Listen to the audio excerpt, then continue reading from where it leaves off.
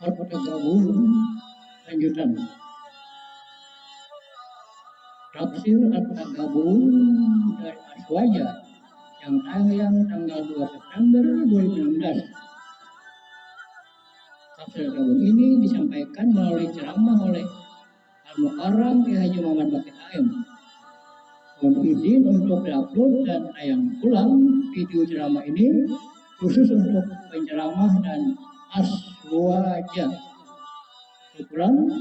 Assalamualaikum warahmatullahi wabarakatuh. Atau perempuan janda ditanggungnya. Dzalika yaumut taghabun. Taghabun itu artinya adalah menurut sebahagian ulama bahwa di hari kiamat itu semua manusia akan merasa rugi. Taghabun. Kita rugi, merasa rugi. Orang yang kafir kepada Allah, majinnya merasa rugi. Di mana ruginya? Orang-orang kafir yang dimasukkan ke dalam neraka diperlihatkan surga oleh Allah. Ya Tuhan, lo si kafir itu surga. Jaka ikam beriman, ikam di situ anaknya. Tapi karena ikam ingkar, ikam di neraka. Nah di situ orang kafir ini merasa rugi. Taghabun.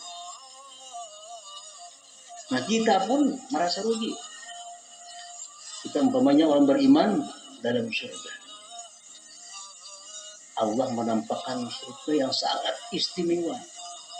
Biar Tuhan jakanya kita untuk dalam dunia beramal, baca zikir 10.000 sehari. Ikan di situ anaknya ada di sini kan ya. Tapi ikan zikir 1.000-annya sehari jadi di bawah situ aja andaknya. Nah kita pun menyesal juga, merasa rugi juga. Nah taghabun. Nah jadi surat yang ke-64 ini namai dengan Taghabun tadi karena ada mengandung ayat yang ke-9, dzalika yaumut taghabun. Sebagaimana surah-surah yang lainnya, surah ini pun banyak memberikan kita petunjuk, memberikan kita arahan. Seperti firman Allah Subhanahu wa taala dalam ayat 14 yang berbunyi, ya ayyuhalladzina amanu inna min azwajikum wa auladikum aduwwan lakum fahdharuhum. Hai orang-orang yang beriman, bahwasanya sebagian daripada pasangan kamu, anak-anak kamu adalah musuh kamu.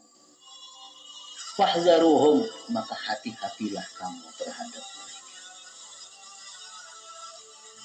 Bini itu kadang-kadang musuh kita.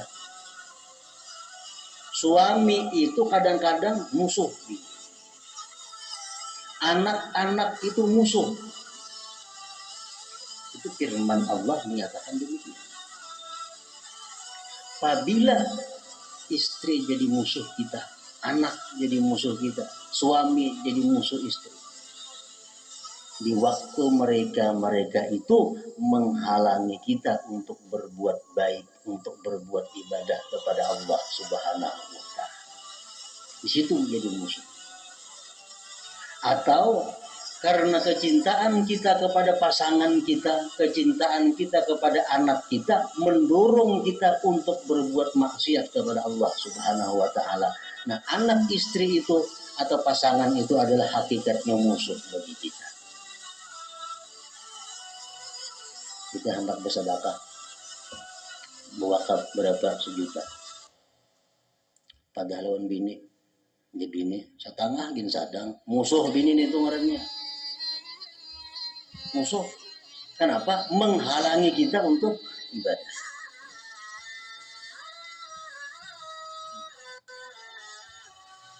Anak kita berbuat maksiat, tapi kita kan ada tindakan yang tegas. Agama mengatur kalau anak ada sembahyang, ini tindakannya. Kalau anak berbuat maksiat, ini tindakannya. Ini kadang anak ada sembahyang, beberapa sebidang motor. Macam-macam anak maksiat didukung. Nah, anak seperti itu Allah mengatakan aduwan lakum, musuh bagi kamu. Nah, di dalam dunia mungkin ada terasa permusuhan kita dengan pasangan kita atau anak kita. Tapi begitu di akhirat nantinya itu jelas bahwa anak dan istri yang menghambat atau menghalangi untuk berbuat baik atau mendorong untuk berbuat kemaksiatan adalah menjadi musuh. Bini berbuat kemungkaran. Contohnya yang jelas, bini kita memakai pakaian yang diharamkan Allah. Karena kita sayang, ada menegur. Ini bini sudah jelas memakai pakaian yang diharamkan oleh Allah. Kita melihat, bang, kita nukarakan. Kita kadang menegur. Di akhirat kaina si bini ini mengalihkan tanggung jawab kepada kita daripada musuhnya nih. Ditanya oleh Allah, kenapa engkau memakai baju yang dilarang? Di si bini, laki ulun membiarkan aja, laki ulun kadang menang hati, bahkan beri duit nyuruh nukar. Nah, di sini nampak bahwa musuh. Ini Allah sudah mengingatkan bahwa sebagian pasangan kamu, anak kamu adalah musuh. Setiap anak atau pasangan yang menghalangi kita untuk ibadah atau mendorong kita untuk maksiat, itu hakikatnya adalah aduwan lakum. Fahdharuhum, maka hati-hatilah dengan mereka. Di ayat 17 surah At-Taghabun firman Allah Subhanahu wa taala, "In tuqridullah qardan hasana yudha'ibhu lakum wa yaghfir lakum wallahu syakurun halim." Ya Tuhan, jika kalian mau menghutangi Allah akan sebagai hutang yang baik, Allah lipat gandakan pembayarannya, ditambah lagi ampunan daripada Allah. Oleh para ulama tafsir dijelaskan maksudnya ini adalah jika kamu bersedekah dengan sedekah yang baik.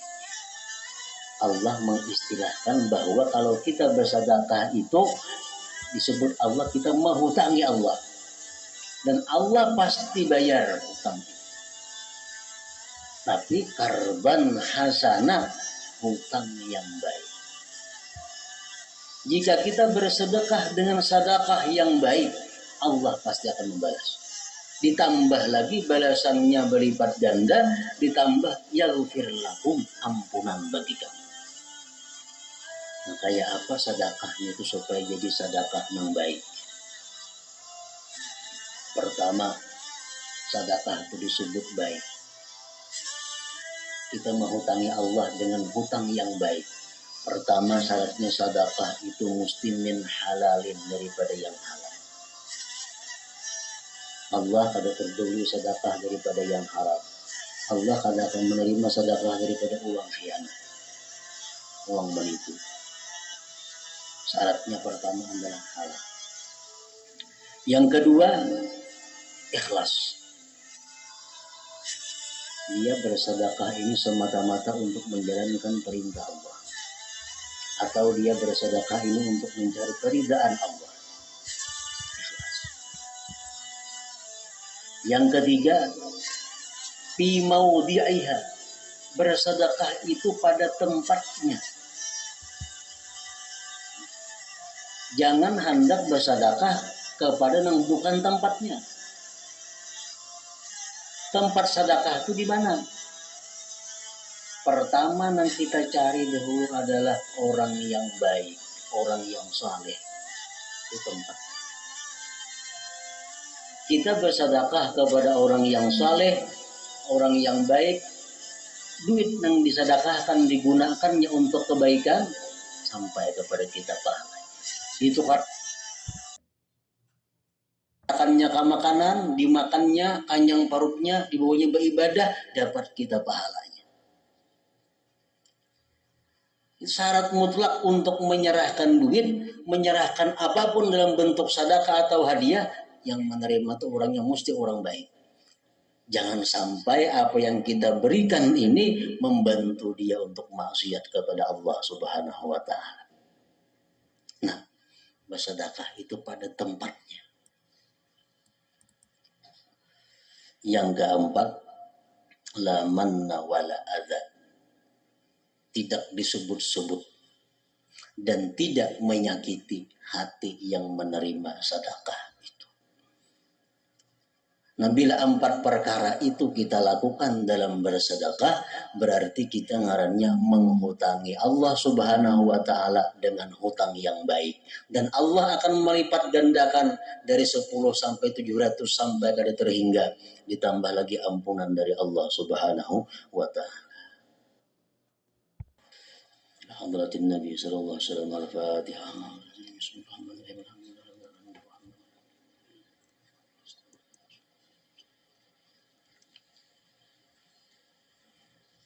أشهد أن لا إله إلا الله وحده لا شريك له وأشهد أن سيدنا محمدا عبده ورسوله لا إله إلا الله نستغفر الله لا إله إلا الله نستغفر الله لا إله إلا الله نستغفر الله لا إله إلا الله ونتوب إلى الله لا إله إلا الله محمد رسول الله صلى الله عليه وسلم فيا أيها الرجل منه شفاعة صلوا عليه وسلموا تسليما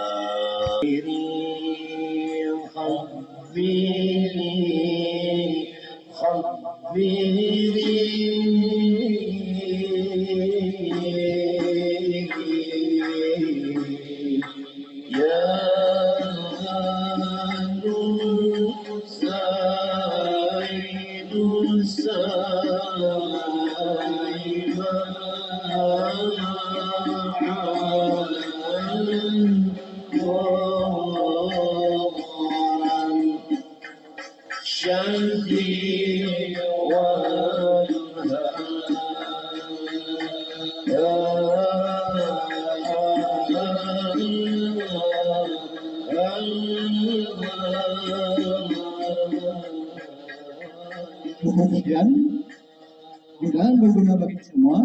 Assalamualaikum warahmatullahi wabarakatuh.